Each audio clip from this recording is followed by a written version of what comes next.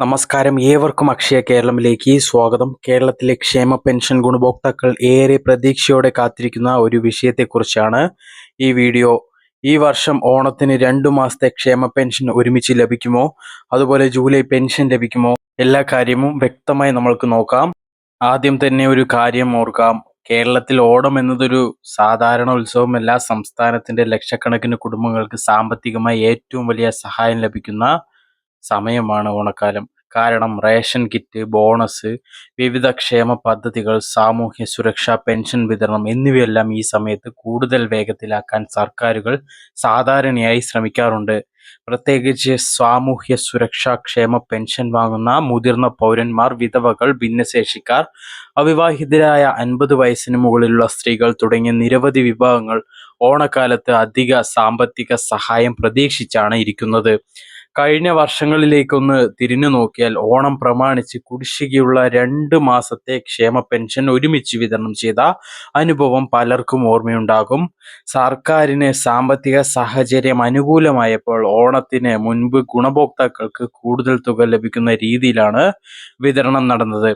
അതുകൊണ്ട് തന്നെ ഈ വർഷവും സമാനമായ ഒരു തീരുമാനം ഉണ്ടാകുമോ എന്ന പ്രതീക്ഷ സ്വാഭാവികമായും ഉയരുന്നുണ്ട്.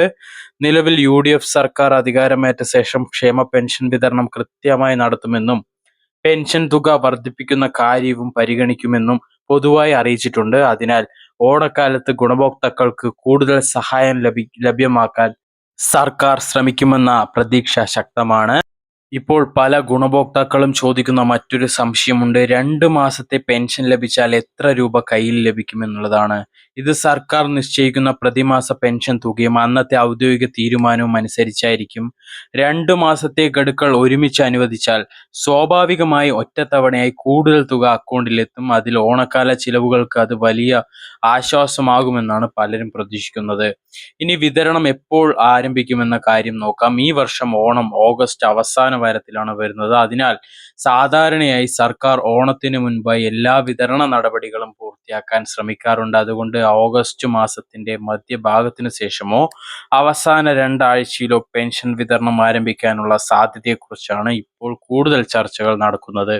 ഇനി പെൻഷൻ ലഭിക്കുന്ന രീതിയിലും വലിയ മാറ്റമുണ്ടാകാൻ സാധ്യതയില്ല. നിലവിൽ പല ഗുണഭോക്താക്കൾക്കും ആധാറുമായി ബന്ധിപ്പിച്ച ബാങ്ക് അക്കൗണ്ടുകളിലേക്കാണ് തുക നേരിട്ട് DBT മുഖേന എത്തുന്നത്. ചില പ്രദേശങ്ങളിൽ സഹകരണ ബാങ്കുകൾ മുഖേന വീട്ടിലേക്ക് വിതരണം നടത്തുന്ന രീതിയും തുടരുന്നുണ്ട്. അതിനാൽ മുൻപ് നിങ്ങൾക്ക് ഏത് രീതിയിലാണ് പെൻഷൻ ലഭിച്ചതോ അതേ രീതിയിൽ തന്നെയായിരിക്കും ഓണക്കാലത്തും വിതരണം ആരംഭിക്കുന്നത്. പലരും ബാങ്ക് അക്കൗണ്ട് മാറ്റിയിട്ടും അത് ബന്ധപ്പെട്ട ഓഫീസുകളിൽ അപ്ഡേറ്റ് ചെയ്തിട്ടില്ല. ചിലർ ആധാർ റീഡിംഗ് പൂർത്തിയാക്കിയിട്ടില്ല. ചിലരുടെ ബാങ്ക് അക്കൗണ്ട് പ്രവർത്തനരഹിതമാക്കാം. ഇത്തരത്തിലുള്ള ചെറിയ സാങ്കേതിക പ്രശ്നങ്ങൾ കാരണം പലപ്പോഴും പെൻഷൻ വൈകാൻ സാധ്യതയുണ്ട്. അതുകൊണ്ട് നിങ്ങളുടെ ബാങ്ക് അക്കൗണ്ട് സജീവമാണോ, ആധാർ ലിങ്ക് ചെയ്തിട്ടുണ്ടോ, അക്കൗണ്ടിൽ പ്രശ്നങ്ങളൊന്നുമില്ല എന്നത് ഇപ്പോൾ തന്നെ പരിശോധിക്കുന്നത് നല്ലതാണ്. അതുപോലെ മൊബൈൽ നമ്പർ ബാങ്ക് അക്കൗണ്ടുമായി ബന്ധിപ്പിച്ചിട്ടുണ്ടെങ്കിൽ തുക ക്രെഡിറ്റ് ചെയ്യുന്ന സമയത്ത് SMS ലഭിക്കുന്നതിനാൽ കൂടുതൽ സൗകര്യവും ഉണ്ടാവും. ഓണക്കാലത്ത് സർക്കാർ നിരവധി ക്ഷേമ പദ്ധതികൾ ഒരുമിച്ച് നടപ്പാക്കുന്നതിനാൽ ബാങ്കുകളിലും സഹകരണ സ്ഥാപനങ്ങളിലും തിരക്ക് കൂടാൻ സാധ്യതയുണ്ട്. അതിനാൽ അവസാന നിമിഷം വരെ കാത്തിരിക്കാതെ ആവശ്യമായ വിവരങ്ങൾ നേരത്തെ തന്നെ പരിശോധിക്കുന്നത് ഗുണഭോക്താക്കൾക്ക് സഹായകരമായിരിക്കും. പലരും ചോദിക്കുന്ന മറ്റൊരു സംശയമുണ്ട്.